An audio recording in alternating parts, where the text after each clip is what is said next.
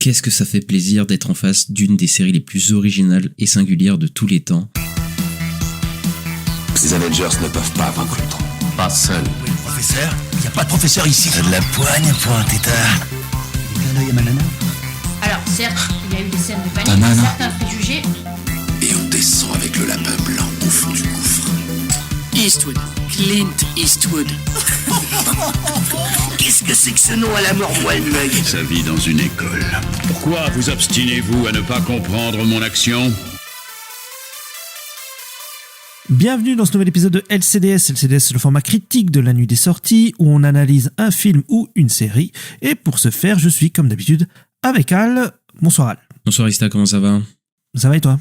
Ça va, écoute, heureux de te retrouver parce que je crois que c'est une série qui nous a rendus heureux, techniquement. Voilà, Oui. enfin, on a fini d'être aigris comme la dernière série qu'on a faite, voilà, dont il ne faut pas prononcer le nom. C'est vrai. J'ai l'impression qu'on a été beaucoup aigris, moi, ces derniers temps, d'ailleurs. Mais bon. On a fait les flops, donc on était aigris, on a fait Stranger Things, on était aigris. Oh, les tops, on était plutôt heureux de parler des trucs qu'on aimait bien. C'est Donc, vrai, c'est vrai. voilà. C'est vrai. Et Issa, j'ai une question à te poser, moi. Tu préfères être heureux toute ta vie, mais perdre toute individualité. Alors, garder ton individualité, mais bon, t'es un peu malheureux, quoi. Où ? C'est ça, j'ai dit les deux. Ah non, merde, j'ai pas... J'ai dit soit t'es heureux, mais tu perds toute ton individualité, ou soit tu gardes ton individualité et t'es pas heureux, quoi. Je garde mon individualité. Voilà. De toute façon, t'es né aigri. Voilà, c'est ça. Donc ça changera pas grand-chose. C'est bon. Donc tu es avec Carole, quoi. C'est ça. Est-ce que tu penses qu'il y a des gens qui sont en mode oui, on devrait accepter d'être pareil et de... Je pense de rejoindre la ruche. que la question peut se poser un peu. La question se pose, après. La question se pose et c'est ce que la série pose comme question.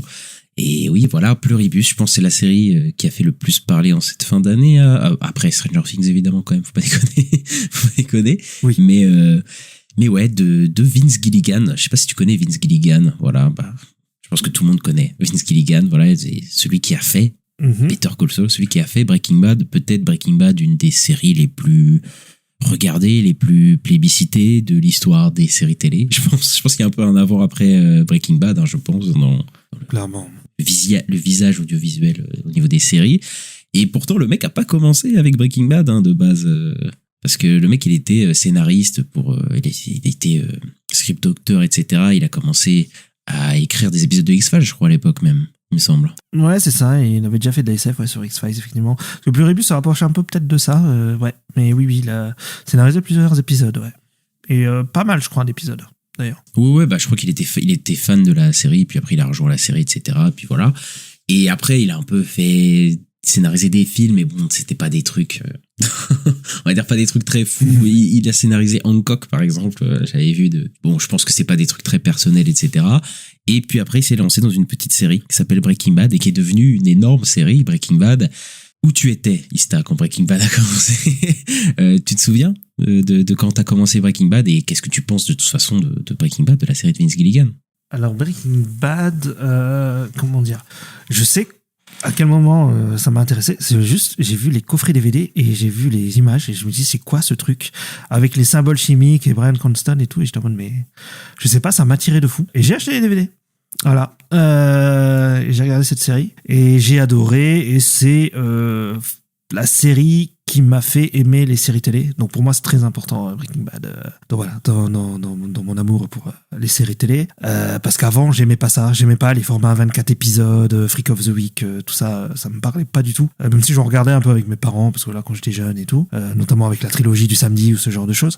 Mais ouais, Breaking Bad, c'est vraiment... mon amour pour les séries est né avec ça.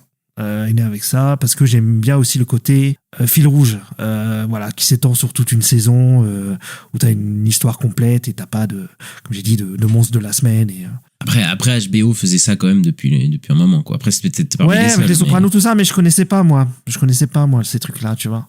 Je sais qu'il y avait Six Feet Under, il y avait, oui, HBO faisait ça avec The Wire et tout. C'était un peu leur spécialité de ce que j'avais compris, mais moi, j'ai découvert ça avec Breaking Bad, quoi. Et ouais, donc c'est quelque chose de très important pour moi, Breaking Bad, voilà. Et donc c'est, pour moi, la meilleure série de l'univers. Parce que c'est pour moi, il n'y a rien au-dessus. Voilà. Et ensuite, Better Call Saul, c'était le spin-off. Et je me souviens qu'on était un peu sceptiques quand ça allait arriver, quand ça avait été annoncé. Et puis, on a tous plutôt été surpris par le premier épisode, en mode, moi, je me souviens qu'il y a un pote qui voulait pas la regarder. Et moi, j'ai regardé le premier épisode et il m'a demandé mon avis. Mais je lui ai dit, mais franchement, c'est bien, regarde et tout. Et ça a monté en puissance, comme Breaking Bad d'ailleurs, qui a monté en puissance au fil des saisons. Et c'est deux énormes séries que j'adore. Et je trouve d'ailleurs que Better Call Saul, c'est quand même bien de l'avoir si t'as vu Breaking Bad, parce que je trouve qu'elle complète Breaking Bad et que ça fait une œuvre complète, quoi.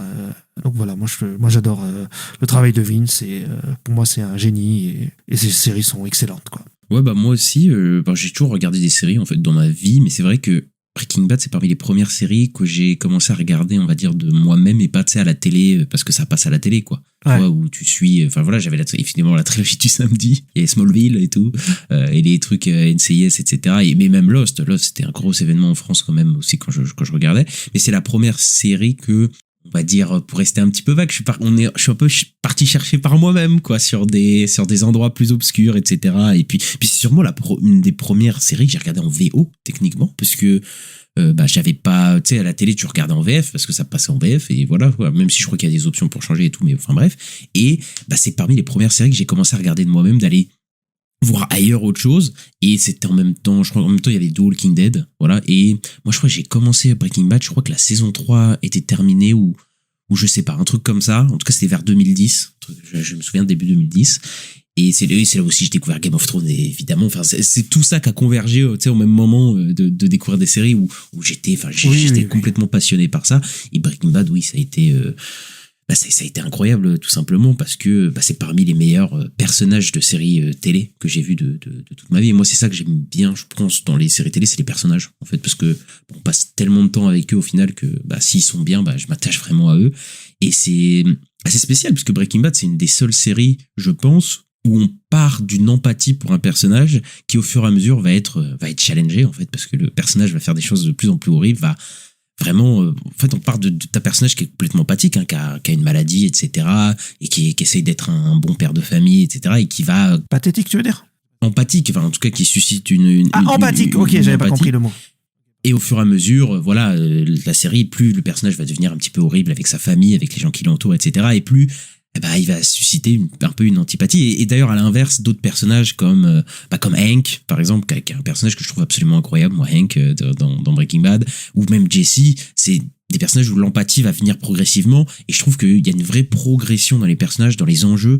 Vraiment, Breaking Bad, c'est vraiment un exemple de progression dramatique, en fait, de saison en saison, quoi. Moi, j'adore déjà la première saison, je la trouvais déjà superbe, mais effectivement, c'est un truc de fou de se dire que, en fait, chaque saison qui arrive est meilleure que la précédente, et ce qui est assez fou, quoi. Et moi, j'ai été captivé, je trouve que la mise en scène est assez incroyable, et on en reviendra dans cet épisode, qui joue beaucoup aussi sur les couleurs, sur les vêtements des personnages, sur les objets aussi beaucoup, sur les reflets. Enfin, il y a plein d'idées de mise en scène, et voilà, moi j'ai adoré Breaking Bad. Malheureusement, j'ai pas vu tout Better Call Saul parce qu'en fait je pouvais, on en a discuté plein de fois, je sais pas pourquoi t'es surpris.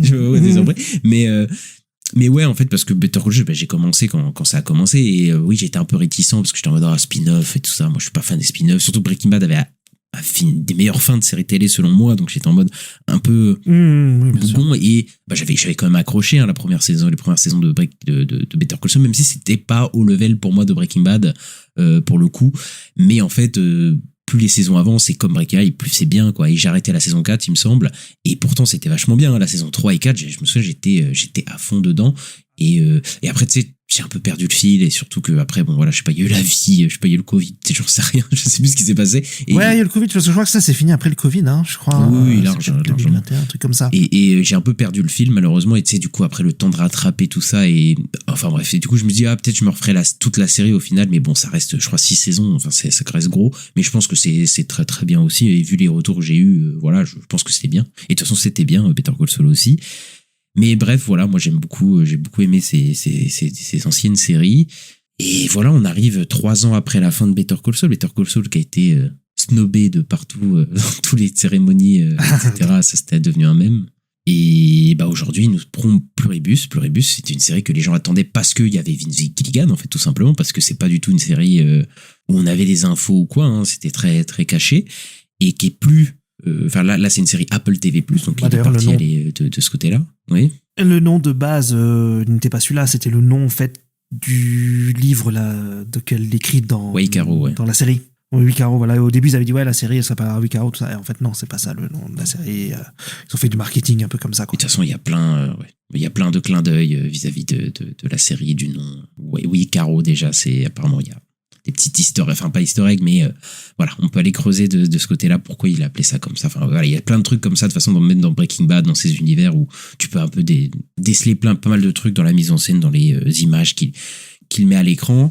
Voilà, je pense qu'on va démarrer la critique, mais avant, n'hésitez pas peut-être à mettre les 5 étoiles vis-à-vis du podcast, parce que ça nous aide énormément en termes de référencement, à liker et à vous abonner tout simplement à notre podcast. Ça nous fait toujours plaisir. Et Ista, je te propose de passer à la critique. On y va. Si je vous le demandais, vous m'apporteriez une grenade? Oui. Si je vous demandais un bazooka? Et ce serait pareil avec un tank? Ah oui, bien sûr.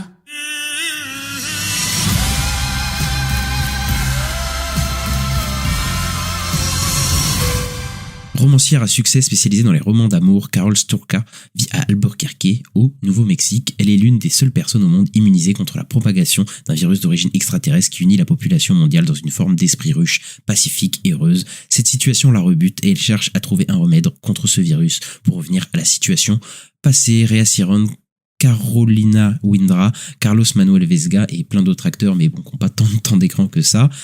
J'ai oublié de dire, mais la série a coûté 15 millions par épisode, donc 135 millions, donc budget confortable. Bon, Apple oblige, et voilà, la série a été va sûrement être renouvelée pour autant de saisons qu'ils veulent, puisque c'est déjà un des plus gros succès, je crois, de la plateforme Apple, hein, je crois. Ça a battu Sévérance. Ouais, ça a battu Sévérance. Oui, bah c'est ça, je crois que c'est le plus gros succès de façon de Apple TV. Donc voilà, je pense que dans les prochaines années, on va suivre ça de très près. Et Ista, je vais te poser la traditionnelle question. Qu'est-ce que tu as pensé rapidement, sommairement, de Pluribus?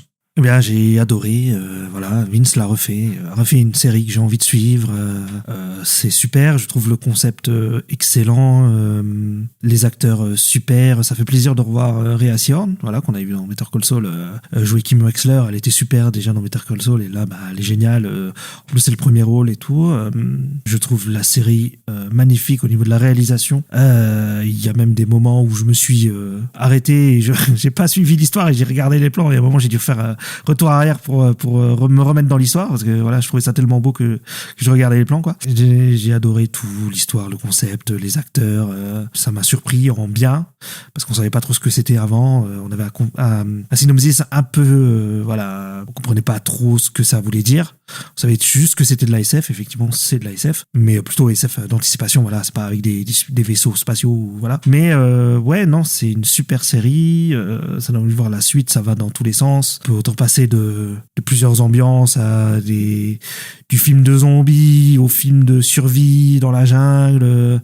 C'est surprenant à chaque épisode, et moi vraiment j'ai adoré cette série, et j'ai hâte de voir la suite, quoi. Qu'est-ce que ça fait plaisir d'être en face d'une des séries les plus originales et singulières de tous les temps. Honnêtement, à chaque épisode, j'avais hâte de regarder l'épisode. J'étais scotché à mon écran, j'étais vraiment focus, quoi. Et il n'y a aucune série quasiment cette année qui m'a procuré autant de sensations, je pense.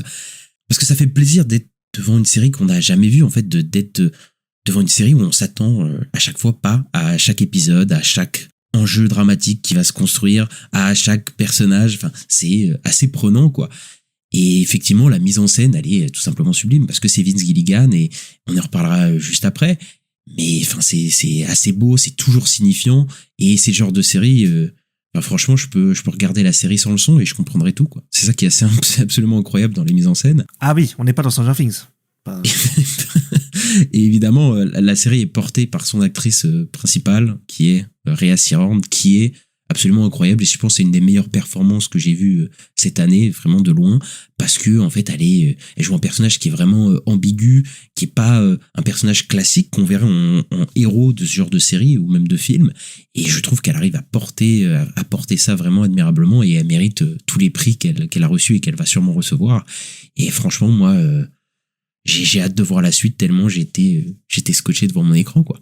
Je pense que c'est, franchement, on peut le dire assez aisément, pour moi, la meilleure série de l'année 2025. Assez aisément, quoi.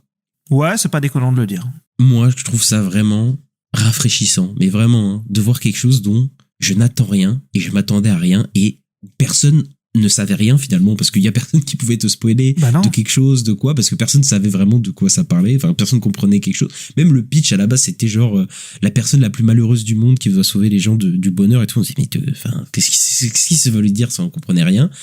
Et franchement à l'heure où on sait tout, quoi. C'est-à-dire que tout est lâché dans les bandes annonces, les trailers, tout est constamment teasé, où effectivement il y a des leaks, ou enfin je sais pas, en fait j'ai l'impression qu'on sait à peu près tout. Si tu vas sur les réseaux sociaux tu peux savoir tout ce qui se passe. Bah sur les Marvel tout ça, j'ai même pas dit Marvel, mais effectivement tous les films de super-héros, évidemment il y a ça, mais même pas forcément les films de super-héros, mais toutes les séries, tous les trucs, tu peux assez voir vite à l'avance ce qui va se passer et tout. Et là franchement dès le premier épisode j'étais direct dedans, c'est-à-dire que c'est surprenant quoi. Il y a un truc, en fait tu te poses la question, tu te dis mais qu'est-ce qui se passe, qu'est-ce que je suis en train de voir et tout, et tu t'es scotché parce que t'as envie de voir ce qui va se passer. En fait ensuite tu te dis mais qu'est-ce qui se passe, où est-ce qu'on va. Et moi cet effet d'être constamment surpris, enfin voilà, moi ça m'a vraiment, c'est ça vraiment qui m'a accroché à la série. Je sais pas pour toi Ista. Oui, ça y a ce truc là, oui, clairement, dès le premier épisode, dès l'épisode pilote, voilà, qui a été considéré comme beaucoup par un des meilleurs épisode pilote de série télé de tous les temps, et je pense que c'est pas non plus déconnant de le dire que c'est un des meilleurs, il y a ce truc là où en fait on savait pas où aller, ça commence dans un truc je sais pas, on dirait un peu une comédie, mais ça parle d'extraterrestres, de planètes et de machin, puis après t'as des femmes de ménage, t'as des trucs avec des donuts, et après ça part dans le film de zombies, voilà, quand il y a la scène dans l'hôpital, moi je me suis dit mais c'est un truc de zombies en fait, et en fait ça part dans tous les sens, c'est vraiment original parce qu'en fait ça prend des références dans tout le cinéma, en fait dans tout ce qui existe en gros, mais ça fait son propre truc avec ça quoi. C'est là en fait c'est assez intéressant, c'est les antagonismes, mais je sais même pas comment les définir en fait, c'est-à-dire que c'est le fonctionnement en ruche, quoi, c'est ça, c'est la conscience partagée quoi, c'est-à-dire que on prévient, on spoil évidemment comme à chaque fois, surtout que la série est sortie maintenant en plus, voilà, mais en fait elle paraît hyper flippante en fait au début parce que t'as toute cette conscience partagée, des personnages qui parlent en même temps, etc. d'un coup, et en plus la mise en scène est super parce qu'elle arrive vraiment à te mettre une atmosphère un petit peu anxiogène, et je trouve que d'ailleurs la mise en scène sur la ruche, on est dans un body snatcher en fait tout simplement, et où en fait une personne va contaminer une autre personne pour qu'elle s'assimile à son organisme, en fait à son être, et ils partagent tous une conscience. Enfin on a déjà vu ça dans pas mal de films, etc. Sauf que là, ce qui est assez spécial, c'est que ils sont gentils en fait. c'est ça qui est assez drôle, c'est que ça déjoue totalement nos attentes des body snatchers techniquement, où ils veulent s'emparer du monde, etc. Et là ils veulent un peu s'emparer du monde, mais d'une manière où en fait c'est gentil, voilà, c'est ça, ils sont gentils, ils veulent pas contaminer par le mal, mais ils veulent contaminer par le bien, ce qui est assez spécial en fait.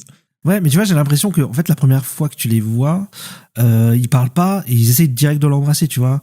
Et j'ai l'impression que la ruche à la base, elle va s'adapter tout le long de la série, parce qu'au début, ils savent pas trop comment faire, et puis en fait en vrai, la ruche va clairement amener ça de façon positive pour que Carol accepte parce qu'il faut qu'elle accepte, c'est ça, on apprend ça plus tard dans la série, mais il faut qu'elle accepte qu'ils prennent je sais plus si c'est un organe ou je sais plus ce que c'est, mais une prise de sang ou un truc comme ça, en tout cas, un prélèvement en tout cas, oui. Mais comme ils sont hyper gentils et qu'ils veulent aller dans ton sens consciemment et te rendre heureux, ils ne vont pas te prendre ton sang ou quelque chose sans ton consentement, en fait, ils veulent ton consentement, etc. Après, il y a des trucs, je pense, qui sont pas encore expliqués, qu'on comprend pas encore, parce que il y a encore des mystères évidemment sur cette ruche, je pense, mais il y a moyen que dans les saisons d'après il y a des explications sur certains fonctionnements ou quoi, je pense. Ouais, mais déjà à la fin de la saison, il y a un truc, ils ont volé quelque chose quand même, sans consentement au final. Après c'est ça qui est techniquement, ce n'est plus enfin tu vois, en fait c'est là où est la limite, c'est-à-dire qu'ils ont accès techniquement à son ADN et ses organismes, etc., d'une autre manière que lui prendre par elle. Mais après après la limite évidemment entre eux, parce que eux ils sont persuadés, c'est ça aussi, que en fait c'est la bonne chose à faire en fait. Et même d'ailleurs il y a un moment où il me semble que lui explique que en fait c'est pour eux, en fait être dans la ruche c'est être bien pour elle quoi, en fait pour eux quoi. Oui, c'est ça, oui, parce que eux ils considèrent que si t'es dans la ruche, oui, t'es heureux. C'est mieux pour toi quoi, en fait, c'est mieux pour toi, ouais. Ce qui se passe avec la scène dans le dernier épisode, c'est quoi, c'est une péruvienne? Oui. En fait, ils ont trouvé un moyen de l'assimiler à leur ruche, etc. Et ils font tout un rite et tout pour elle, etc. Un rituel en mode, ouais, c'est ça, un truc de sa culture, quoi, quelque chose de sa culture. Et puis elle voulait rentrer dans la ruche. Voilà, il y a des personnes sur le coup, parce qu'il en reste, je crois, 10-12 qui sont pas dans la ruche. Donc parce que toute l'humanité entière a été c'est ça, contaminée. En gros contaminée et à une conscience collective, quoi. Mais il en reste 12 et il y en a qui disent non, en fait ils veulent aller dans la ruche.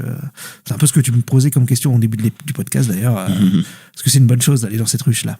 Après oui, c'est ça qu'il y a différents types de personnages en fait, et c'est comment eux ils vont réagir vis-à-vis de la ruche, etc. Et en fait c'est assez intéressant en fait le nombre de persos différents qu'il y a, parce que on a Carol en fait, et c'est toujours des persos avec une ambiguïté morale évidemment, comme dans Breaking Bad où les persos sont pas tout bons, mais moi je trouve que le génie c'est d'avoir pris Carol, parce que Carol c'est une femme qui est assez seule, qui est dans sa solitude, qui la pèse énormément en fait, et c'est pas un protagoniste hyper agréable en fait. C'est ça que j'aime beaucoup avec ce personnage de Carol, c'est que c'est ce qu'on appelle une Karen aux États-Unis, à savoir un peu une chieuse quoi, une espèce de bourgeoise un peu insupportable en fait, Carol et tout. Et en fait c'est intéressant parce que là, pour le coup, contrairement à Breaking Bad, etc., notre empathie est pas gagnée tout de suite par ce personnage, quoi. C'est-à-dire que on n'est pas direct dans un personnage où on va être en mode je l'aime bien, quoi. Alors que c'est une grosse chieuse, dès le début, même avant l'apocalypse et tout, elle fait que se plaindre, etc. Et d'ailleurs, voilà, je vais le dire tout de suite, Rhea Seehorn, elle a un jeu d'acteur qui est absolument incroyable, je pense, pour jouer cette espèce de Karen, parce que c'est pas du tout le même personnage que dans Better Call Saul du tout, hein. C'est pas rien à voir. Donc là, elle est vraiment dans un changement total, mais quand tu vois l'agacement sur son visage, son espèce de sarcasme qui est parfois très drôle, hein, d'ailleurs. Moi, je trouve que des fois, elle a des humeurs et des phases qui sont absolument très très drôles, mais en fait, d'avoir pris ce personnage et qui est pas du tout empathique, mais qui est seule face au monde en fait, techniquement, tu t'as dit, où elle a pas totalement tort, d'ailleurs on va y revenir, mais je crois que c'est la seule personne qui est affectée en fait qui n'est pas affectée du tout par le fait d'être dans la conscience collective, etc. de la ruche, qui est une personne bourgeoise, il me semble, parce que je crois que tous les autres qui sont montrés de base ne sont pas des bourgeois du tout, quoi. Et en fait elle se retrouve, on sait pas pour qui, vas-y. Tu sais, le personnage de celui qui a l'hôtel, Elvis, là, et tout, là, on sait, lui, sa situation. Si, pas sûr qu'on sache sa situation financière. Parce que lui, complètement, je veux dire, lui, il fait tous les trucs qu'il pouvait pas faire avant, en fait. Lui, il est complètement dans un délire où, en fait... Donc, il se fait délire de riche, quoi. Ah oui, mais complètement. Mais d'ailleurs, c'est pour ça qu'elle se retrouve en désaccord avec beaucoup de personnes de pays, en fait, en contradiction avec des personnes de pays défavorisés, parce que eux, certains découvrent un certain luxe, en fait, qu'ils ont jamais eu, en fait, avant, quoi. Ils sont en mode, et qu'ils acceptent la situation beaucoup mieux que elle, quoi, en fait, qui est dans son petit confort bourgeois, etc. Et lui, par exemple, j'ai oublié son nom, c'est dommage, mais qui est très drôle aussi, là. Et en fait, lui, il se fait son propre délire en mode James Bond. Lui, il est complètement en mode James Bond. D'ailleurs, il y a un moment où il est metteur en scène carrément, quoi. Il commande de faire une espèce de scène à la James Bond dans un casino, etc. Ou d'ailleurs, c'est assez intéressant, il exploite lui aussi les gens à son tour, parce que les gens, on voit bien d'ailleurs, parce qu'il est très intelligent dans sa mise en scène, Vince Gilligan, c'est que après avoir fait son délire James Bondien, au moment où il part, il laisse sa caméra dans la salle pour montrer que, en fait, tous les mecs qui ramassent toutes les conneries qu'il a fait, tous les enfin, tu sais, en fait, ils sont là en mode en train de tout ranger, quoi. Ou c'est un peu un personnel aussi ménager. Et d'ailleurs, j'aime bien comment il utilise ce truc-là de te montrer un événement et de te montrer les 30 secondes après qui suivent l'événement, en fait, de ce qui s'est passé, comment la ruche fonctionne, etc. Je pense. C'est vrai qu'il a bien faire ça. On parlait du rituel dans le dernier épisode de la fille qui les rejoint à chaque fois, où ils font tout un rituel, etc. Dès le moment où elle devient de la ruche, il quitte l'endroit, mais illico presto, quoi. C'est-à-dire que tout et puis ils en ont pire à la c'est foutre. ça, c'est bon. Et on voit cette petite, je crois c'est une chèvre, quoi, une petite chèvre qui arrive et qui a besoin d'affection, qui veut l'affection des personnes qui sont avec elle. Et en fait, on voit que non, plus du tout. En fait, eux, ils sont plus du tout dans cette sauce battle, quoi. Et mais c'est marrant parce que je trouve que la série montre bien aussi certains excès du capitalisme, quoi. C'est-à-dire que t'as Carol qui sait pas faire grand-chose d'elle-même, en fait, au final, parce que elle refuse la ruche, etc. Mais très vite elle les rappelle parce qu'elle a besoin d'eux. Elle est en mode, pouvez remplir le supermarché, s'il vous plaît? Parce que, et en fait, ils remplissent tout le supermarché, ils font tourner tout un supermarché juste pour elle, pour qu'elle mange un putain de plat réchauffé, en fait, au micro-ondes. Et tu te dis, là, quand même, tu te dis, là, c'est chaud quand même, Carole, là, tu vois. Mais en même temps, ce que j'aime beaucoup avec ce personnage, c'est que, elle a pas tort, en fait. Elle a pas tort du tout, quoi. Bah non, complètement pas. Il y a quand même pratiquement toute la Terre qui est un peu en extinction là sur le coup, enfin en tout cas qui est sous une contrôle extraterrestre quoi. En fait, c'est par là que mon empathie va, c'est que elle a complètement un refus d'assimilation. Ou en fait, parce que l'assimilation c'est bien pour en quelque sorte être en cohésion, être heureux, mais tu perds complètement toute identité en fait de toi-même. Tu n'existes plus quoi. Et bah c'est ça. Je pense que le personnage de Carole, qui est une écrivaine et qui a besoin de son identité, de sa personnalité pour écrire, d'ailleurs, je pense que c'est ça aussi qui la confronte aux autres et au fait de pas vouloir s'assimiler, mais aussi le fait qu'elle est une homosexuelle qui, en plus, c'est pas appuyé, mais on comprend qu'elle a subi qu'elle a fait, on l'a envoyée en thérapie de conversion quand elle était enfant. Donc les thérapies de conversion, c'est souvent là où les homosexuels sont envoyés quand ils sont jeunes, entre guillemets, pour les conformer, pour les régler, entre gros guillemets, évidemment, parce que ce n'est pas une maladie d'être homosexuel, évidemment, mais en tout cas pour que juste... Je crois que c'est souvent des trucs un peu catholiques et tout, il me semble, ce genre de trucs. Il y a en partie, évidemment, enfin, c'est des trucs très tradis de personnes tout simplement homophobes, hein, voilà. Et il y a cette volonté, évidemment, d'assimiler la personne, de la personne qui est gay, qui est la personne qui est un peu à l'écart, de l'assimiler et de la rendre, de faire perdre une partie de son identité, à savoir d'essayer d'enlever le fait qu'elle soit gay. Voilà. Et donc, je pense aussi ça joue beaucoup dans le fait qu'elle veut pas du tout perdre son identité et pas du tout s'assimiler, quoi, pour le coup, quoi. Oui, ça lui rappelle ça aussi. Ouais, c'est vrai que dans l'idée, ouais, j'avais pas pensé, mais oui, c'est vrai que ça peut lui rappeler ça. Et oui, c'est vrai que c'est un peu un sous-entendu, ouais. Mais après, il y a le fait aussi qu'elle perd sa femme au début de la série. Ah bah, complètement, oui. Parce que tout le monde ne survit pas à l'assimilation, quoi. C'est ça, donc tu comprends aussi que... Bon. Mais elle veut aussi faire revenir les gens dans leur individualité et faire partir à la ruche, quoi. Dans l'idée, mais elle va évoluer sur ce truc-là, parce qu'au final, vers la fin de la saison, parce qu'à un moment, ils vont leur faire la gueule. Mais ça, c'est très drôle quand même. Tout le moment où ils lui font la gueule, avec le message vocal et tout. Après, elle va évoluer là-dessus. En gros, elle va un peu les accepter. Mais bon, au final, il va se passer un truc qui fait que... non, au final, sûrement la prochaine saison, elle voudra... resauver le monde, quoi, dans l'idée. Mais en fait, on voit par sa relation avec Sosia, je sais pas, je pense que c'est assez dur à dire son nom. Oui, Zochar, voilà. Zochar, ouais, je crois que c'est. Et là, on voit aussi une certaine perfidité. On pourrait dire que eux, dans leur tête, ils se disent que c'est pour la mettre bien, enfin pour être gentil. Mais le fait de prendre ce personnage qui ressemble apparemment trait pour trait au personnage qu'elle pensait au moment où elle écrit, tu sais, tous ces petits trucs là qui font que ils veulent quand même un peu la brosser dans le sens du poil, tu vois. Mais après, tu vois, tu dis la manipule, mais en fait, le truc, c'est que il y a en fait, il y a une fine ligne, entre est-ce que c'est de la manipulation ou est-ce qu'il le pense vraiment, en fait, parce que moi, je pense qu'il y a une partie d'eux qui pense vraiment aussi à le bien de Carole selon eux, hein, évidemment, hein, tu vois. Donc, mais il y a un peu ce truc là où c'est un peu ambigu et c'est ça que j'aime bien aussi dans le film. Mais non, mais je pense que c'est voulu parce que j'ai entendu dire que dans la salle des scénaristes, ils étaient un peu en mode qui a raison, la ruche ou Carole, quoi.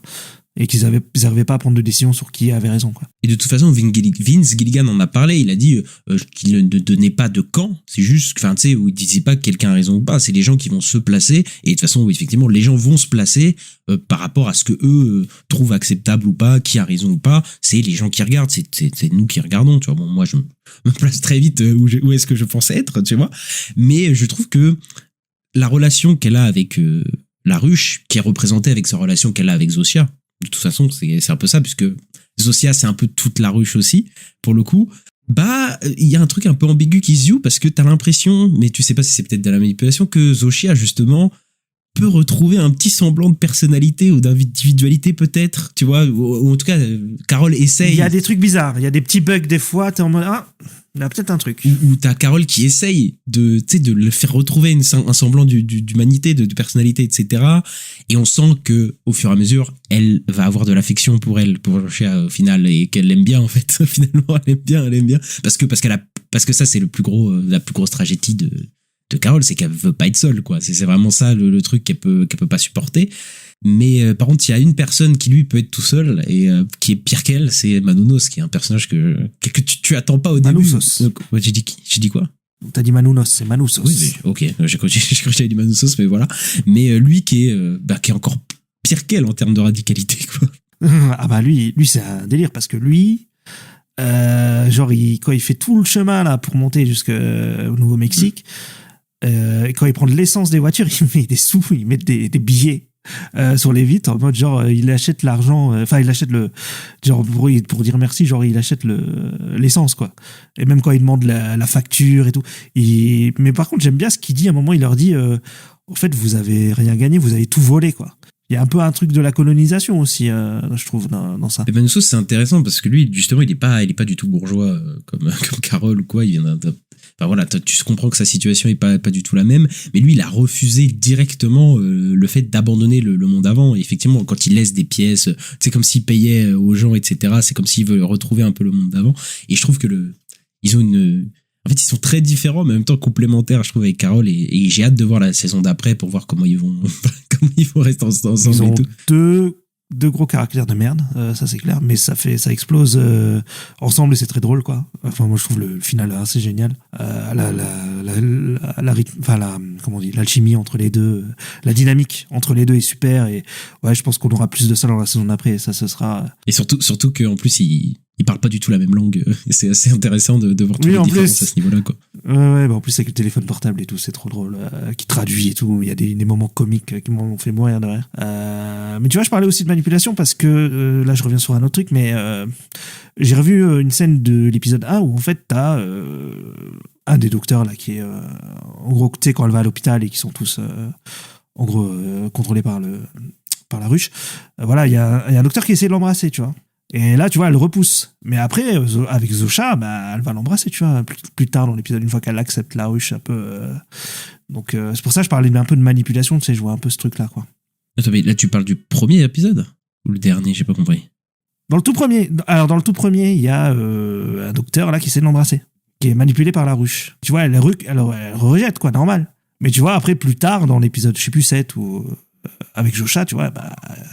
elle va l'embrasser. Après, c'est pas la même dynamique parce que au début, ils embrassent les gens pour faire passer le virus, pour le coup. Et bon, bah, elle, de toute façon, elle est immunisée et ça ne marche pas de tous les cas. Et puis après, bon, voilà, il y a une connexion avec Zosha.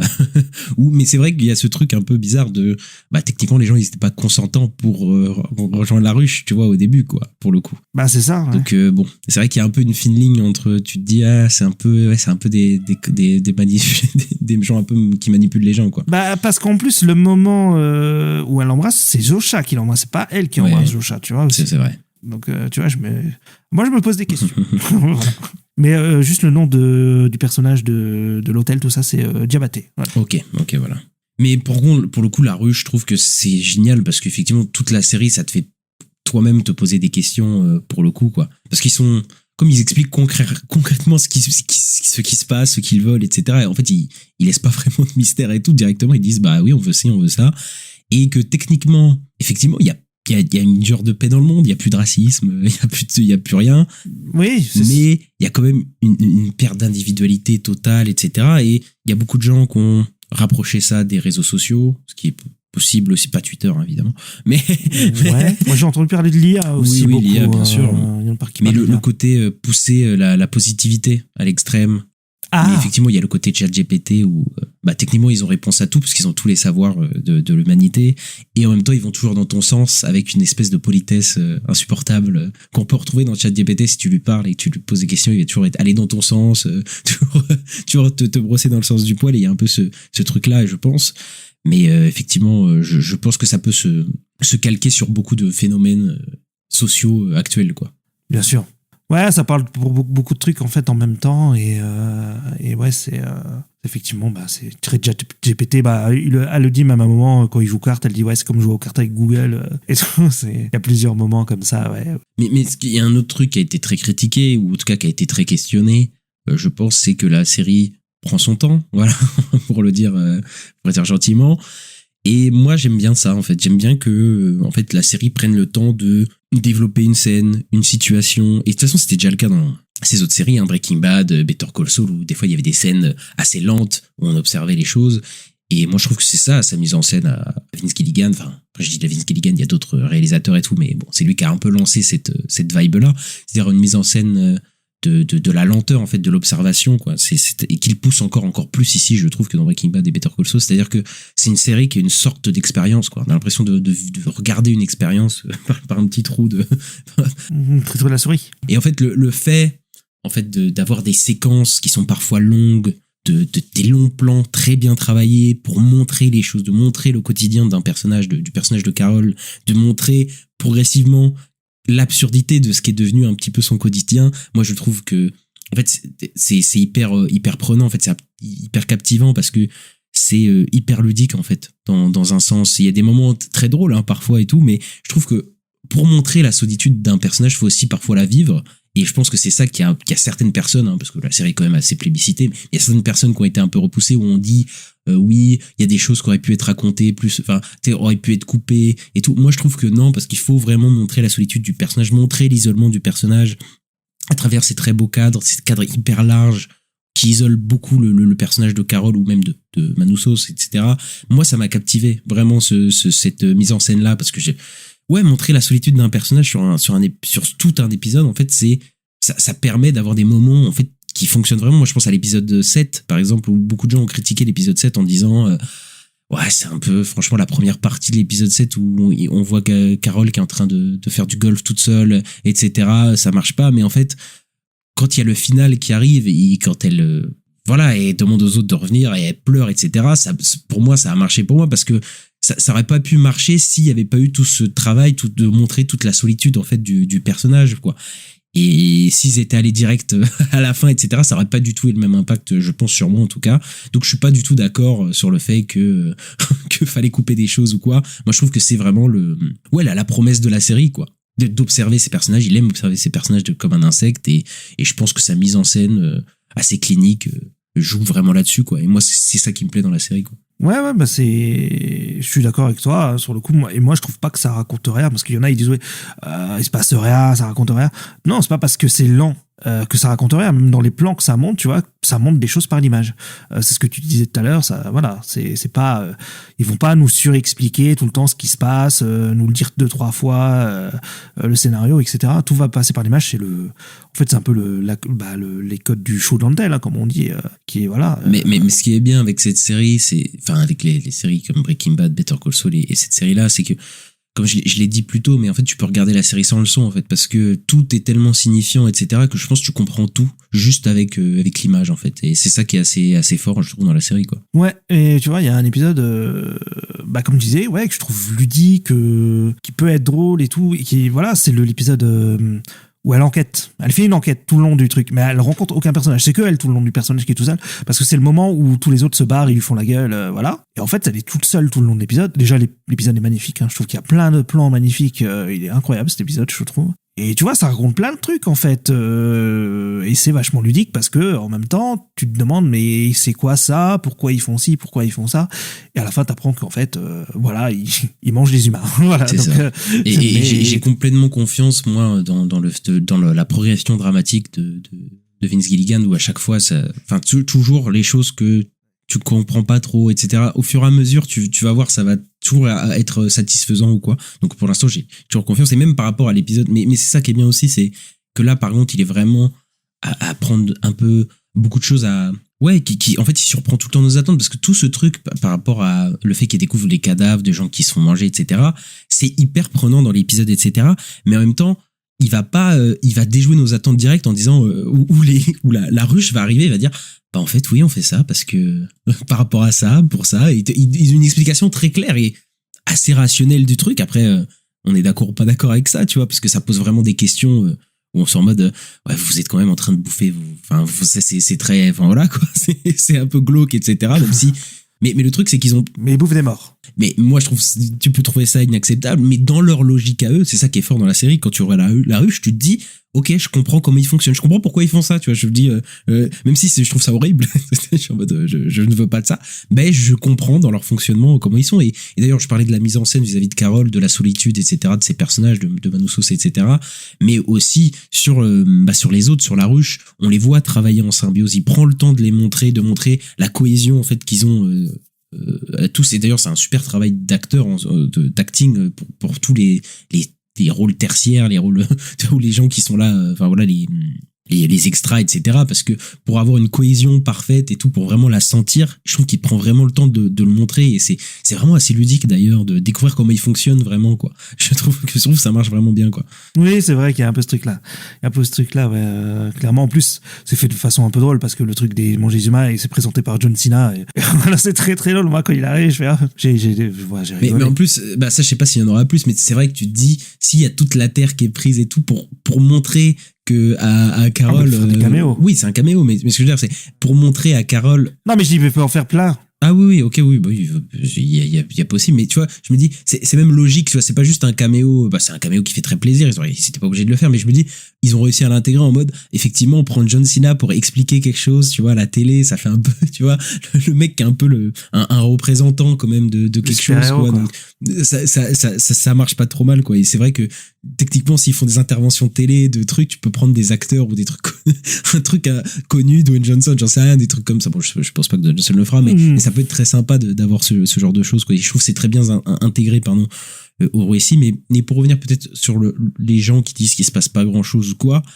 est-ce que c'était pas un peu ce que beaucoup de gens disaient de Better Call Saul à la saison 1? Est-ce que c'était pas peut-être certains disaient à Breaking Bad, même si là, je suis pas d'accord du tout, mais voilà, il y a des gens qui disaient, ouais, là, franchement, voilà, il se passe pas grand chose, c'est moins bien que les autres séries, etc. Moi, ça me rassure parce que j'ai beaucoup aimé cette saison-là, et je le dis, et quand tu penses que c'est jamais la meilleure saison, la première saison chez Vince Gilligan, tu te dis, mais, oh putain, mais là, ça se trouve, ça va être, la saison 2, ça va être encore mieux, quoi, ça se trouve, et ouais, on se souvient du début de Better Call Saul, on se souvient, franchement, des trucs comme ça où les gens disaient, ouais, franchement, c'est moins bien que Breaking Bad, etc. Ouais, c'était très bien, mais... Et au fur et à mesure, voilà, quoi, donc, peut-être qu'au fur et à mesure, la série va être encore mieux que ce qu'elle est là maintenant. Et là, franchement, là, ça peut être fou, quoi. Ouais, non, mais je suis d'accord. Bah, j'espère, en tout cas, parce que lui, il a toujours fait des saisons meilleures que les autres et ça finit toujours assez incroyable. Là, la fin de Better Call Saul est super. Mais je pensais aussi à une scène, là, tout à l'heure, qu'on parlait du fait que voilà, les gens trouvent ça lent, qu'il se passe rien. Tu vois, la scène avec le feu d'artifice.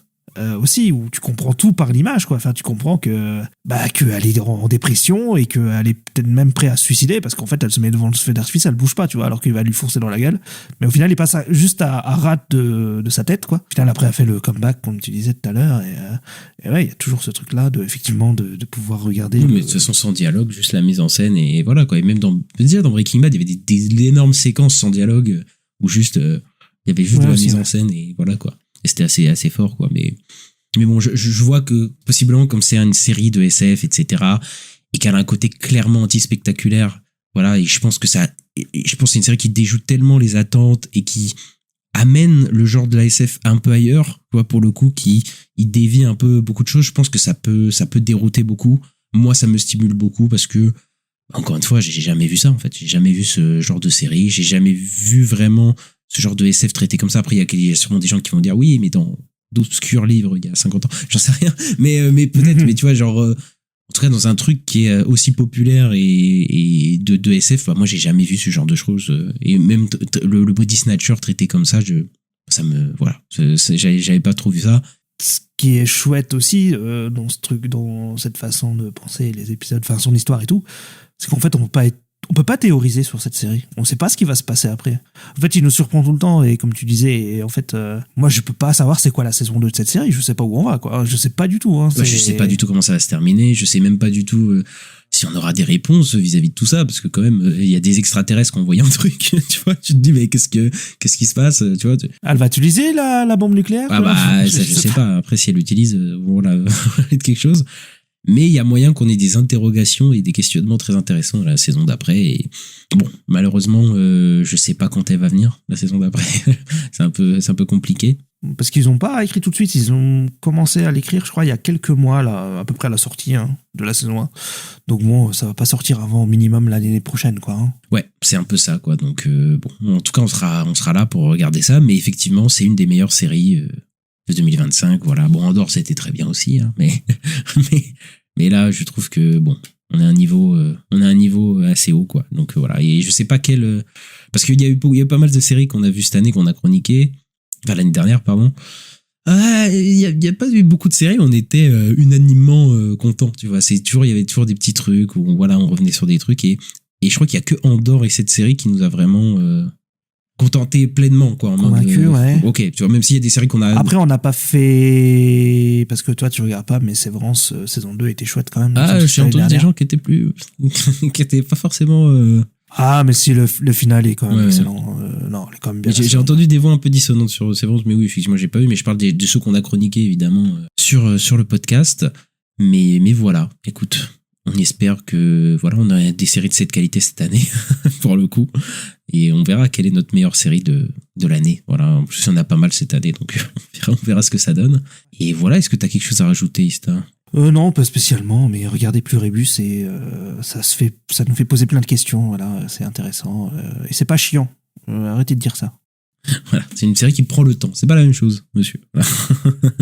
Non, mais voilà, on espère que vous avez aimé cet épisode. N'hésitez pas à mettre les 5 étoiles, le petit pouce en l'air sur la plateforme dans laquelle vous nous écoutez. C'est très important pour le référencement et ça fait toujours plaisir. Et à nous suivre, on est disponible un petit peu partout sur toutes les plateformes d'écoute, Acast, Apple Podcasts, Deezer, Spotify, Podcast Addict, etc., etc. Et à nous suivre sur les réseaux sociaux @la nuit des sorties sur X, Twitter, Blue Sky, Instagram et TikTok. Et on se retrouve très bientôt pour les attentes de l'année. Voilà, toutes les attentes, séries, films, etc. On a tout compilé dans un gros épisode de plus de 2 heures.